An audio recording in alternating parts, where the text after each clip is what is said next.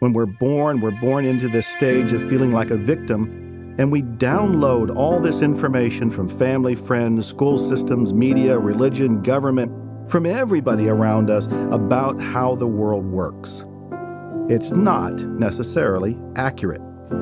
When you awaken from this victimhood mindset and move into more of an empowerment mindset, you start to attract more money in your life because you start to have more power and more energy to make new decisions.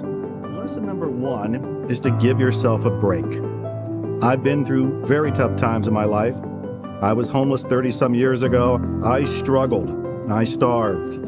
I went through long periods of unemployment. I went through long periods of indecision. I went through long periods of feeling like nothing was going to work out. Where was the money? Where was my job? Were things going to work out for me? When was I finally going to get published? Because I wanted to be an author, and I kept struggling, kept wanting, kept desiring to make that come true. And at some point, I realized I have to stop and forgive myself. I have to stop and say, Joe, you are doing the best you can. And I think that's true for all of us. You might be struggling now. Maybe you struggled in the past. Whatever the case may be, give yourself a break. Forgive, let go, and grow. This is one of the biggest lessons, because if you carry around the past, you're not going to be able to create the future you want. The energy that you're using to carry that luggage in your emotional energy system is preventing you from releasing it to attract money into your life right now. You've got to forgive and let go and grow. Lesson number two is all about hypnosis. Hypnosis may be subtle, but it's a powerful tool. Now, I am a hypnotherapist, and I've spoken at the National Guild of Hypnotists several times over the years. I've written hypnotic writing and a book called Buying Trances, so I know about the power of the mind. I know about the power of a trance. And the thing to realize here when it comes to attracting money is all of us are in a cultural trance. We have a trance, which is a mindset, which is a belief system that's been installed over the decades that we've been growing up. When we're born into this stage of feeling like a victim, and we download all this information from family, friends, school systems, media, religion, government, from everybody around us about how the world works. It's not necessarily accurate. When you awaken from this victimhood mindset and move into more of an empowerment mindset, you start to attract more money in your life because you start to have more power and more energy to make new decisions. So hypnosis has helped me realize that we're all in a trance of one sort or another. If you'd like to be in the money-making, money-attracting trance, then you have to wake up from the scarcity trance. I've done that, and you can do that too. Lesson number three. This is all about the smallest gestures that you do can actually carry the greatest weight.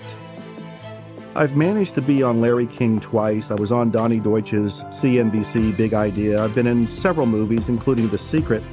And some of it happened because I did little things.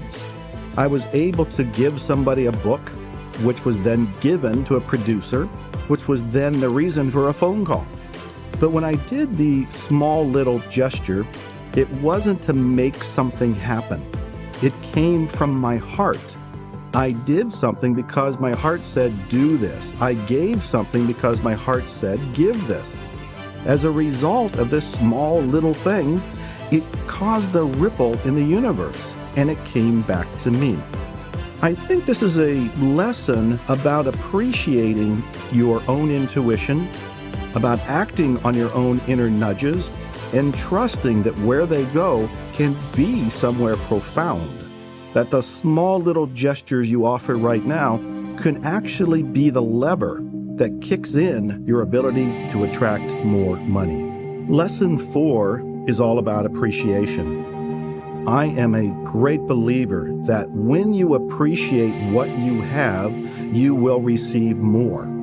When you are in this moment feeling gratitude for this moment, you actually up your vibrational signal to attract more things to be grateful for. Now, this isn't really complicated.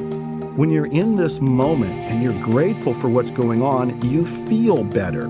you feel lighter, you feel happier. When you appreciate anything with genuine sincerity in this moment, you actually begin to attract new experiences to be grateful for.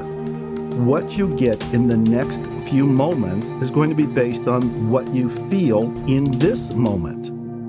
Recently, I read a study that said your unconscious mind does things 3 days out, meaning that what you feel right now is going to cause a response 3 days from now.